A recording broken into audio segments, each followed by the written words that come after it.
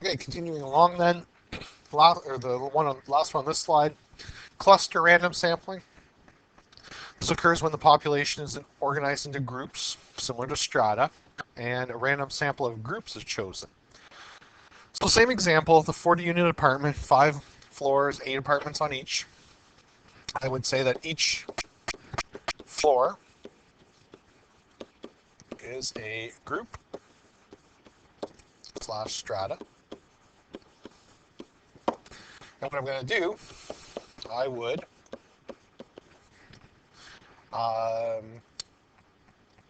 randomly pick 2 floors and survey all apartments on the floor.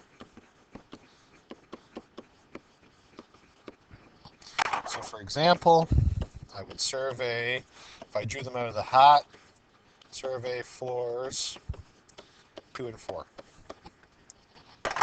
Okay, so there we are. That's how cluster random sampling would work. So it's going to depend on what type of group you're looking at here. Multi-stage random sampling. This occurs when the population is organized into groups, similar to strata.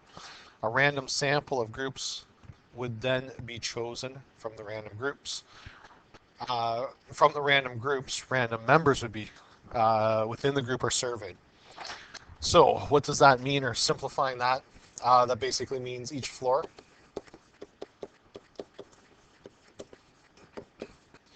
is a strata or group.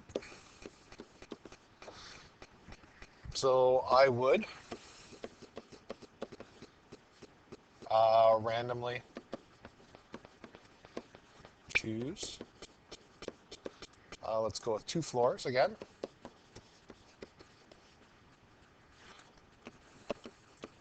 And then from those floors, choose 4 apartments. Okay, so basically it would be, for example, randomly pick 2 floors. So if I reached into the hat and I got 1 and 5, there are my 2 floors. Randomly pick 4 apartments each.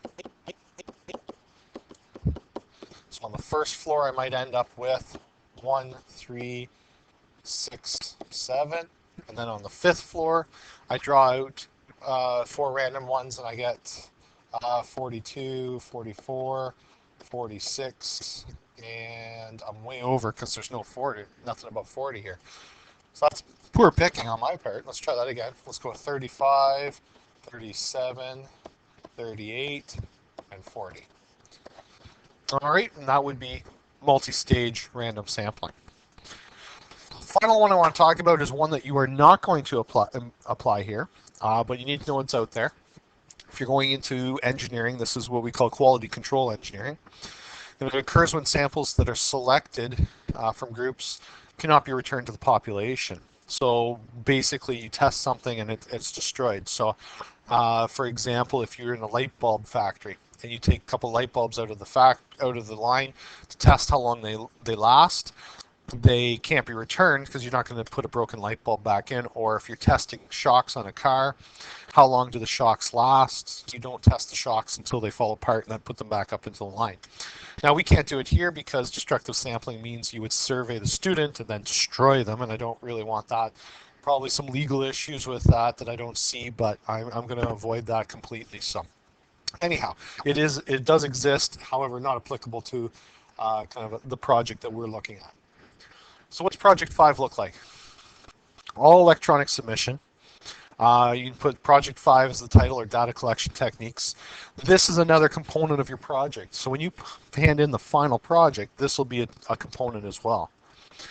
So what am I looking for? Opening paragraph is going to tell me 3 things. The type of data primary or secondary, whether you're going to use census or sample data, and whether you are doing a cross-sectional or longitudinal research. Okay? So that tells me the type of data. It tells me whether I got to sit down and talk to you, or to what degree do we have to do some organizing. Second, I want you to go through and do an explanation of how you would apply each survey technique for your project. Okay?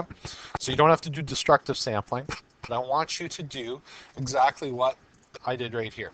Okay? This is what I'm looking for. A statement on, and you can use first person. I would randomly choose 2 floors, and then from those floors choose 4 apartments. Now obviously you're not doing the apartment example.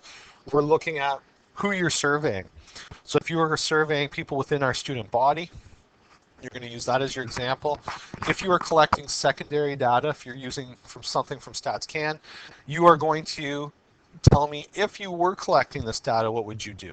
Okay, so you don't get out of it regardless what type of primary or secondary data you're looking at. So that'll take up however long, a page or 2. And then finally, I want you to tell me what method you would employ for your research. So 2 is the what if. If I did it this way, how would I do it? And the final one, number 3, you just got to give me a sentence saying, this is the method I will be using, because then I'm going to track to make sure you actually do apply it properly. So there you are. This shouldn't take too long to write this up. Please don't make the explanation part number 2 into a monolithic project here. I just want a simple statement, exactly what I have here. This just shows me that you understand how to apply it for your given situation. All right, any questions with that, please talk to me in class and we'll get them cleared up. Good luck.